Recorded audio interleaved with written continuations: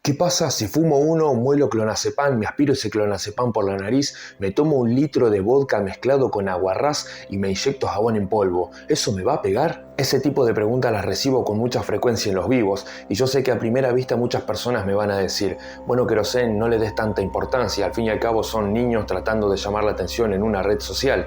Y si bien esa es una teoría y postura bastante válida que puede ser aplicable a alguno de los casos que estamos mencionando, hay algunos datos a tener en cuenta de antemano. Cuando digo mucha frecuencia me refiero a literalmente todos los vivos, no algunos, no un día sí, un día no. Literalmente todos los vivos, y no solamente eso, sino que de 5 a 10 veces por vivo. Entonces, si bien podríamos estar hablando de personas que tienen carencias emocionales o sociales, que están tratando de buscar validación o atención en una red social, eso sería una postura que podría marcar lo siguiente: una tendencia constante y creciente de seres humanos imposibilitados emocionalmente para hacerle frente a la vida, seguramente por algunos traumas o falta de atención o de afecto de parte de sus padres, lo cual se manifiesta en traumas que uno viene acarreando a lo largo del tiempo, que tarde o temprano empieza a jugarnos en contra y empieza a afectar nuestro comportamiento, como por ejemplo hacer este tipo de preguntas absurdas. Claramente cualquier ser humano con un mínimo de raciocinio a la pregunta que hice al principio diría, claramente no tiene ningún sentido que preguntes eso,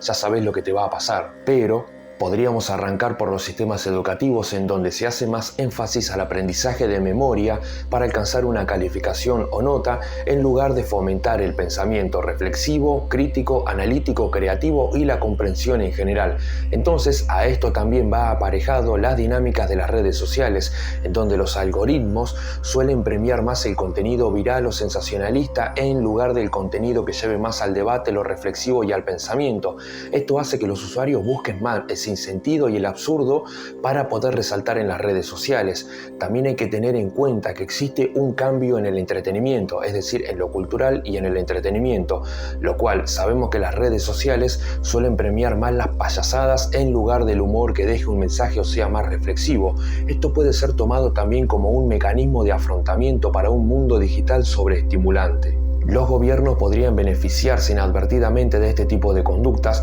ya que lo que buscan es un control social más fácil y más efectivo, creando una población menos dispuesta a cuestionar la autoridad. Esto lo que les garantiza es la distracción de la sociedad de los temas de carácter urgente. Es decir, lo que se busca es generar una reacción emocional en lugar de una reacción racional. Es decir, que las personas lean el titular y actúen por impulso en vez de ponerse a analizar cómo es que se llegó a la situación en la que estamos. El comportamiento absurdo también puede ir cargado de una connotación provocadora que puede deberse a sentimientos de alienación o de impotencia en la sociedad. Es decir, cuando las personas se sienten desconectadas, descartadas o ignoradas, la búsqueda de atención constante puede ser una forma de recuperar su autonomía. En algunos casos podría ser la normalización del absurdo como estrategia de influencia, es decir, para socavar las normas del discurso lógico o más bien para introducir ideas de manera que pueda destruir o que pueda cuestionar la crítica convencional, algo que claramente en este tipo de preguntas no aplica, primero porque no tienen ningún sentido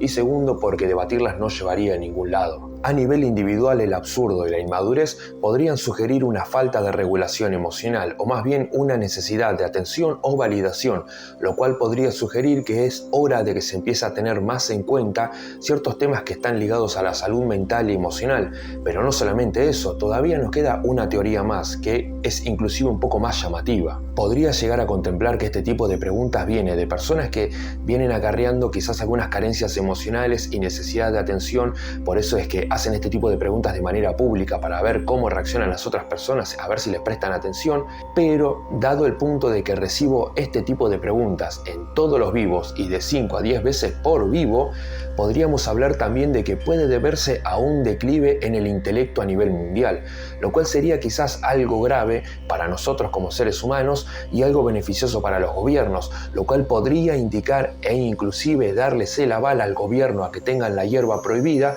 debido a que las personas pueden ser que estén preguntando este tipo de cuestiones claramente de manera genuina y de manera espontánea, porque necesitan saber porque tienen la necesidad de hacerlo, lo cual terminaría siendo algo mucho más peligroso, porque este tipo de conductas claramente se pueden revertir con educación de calidad y no con tratamiento psicológico. Entonces, cada vez que te preguntes por qué la hierba es ilegal, trates de no agarrar la primera teoría, que es la de que es ilegal porque le sirve a los gobiernos, las farmacéuticas y un montón de industrias más, lo cual puede ser muy probable. También puede ser que la hierba sea ilegal por personas que estén demostrando un bajo nivel intelectual o quizás una tendencia al declive intelectual a nivel global, lo cual indicaría que los gobiernos no pueden legalizar las sustancias porque las personas todavía no saben qué hacer con sus vidas. Y cuando digo no saben qué hacer con sus vidas, no me refiero a personas que no saben si estudiar una cosa u otra. Me refiero a personas que cuando ven sustancias automáticamente quieren mezclarlas y probarlas todas juntas. Claramente acá pesa mucho la cultura.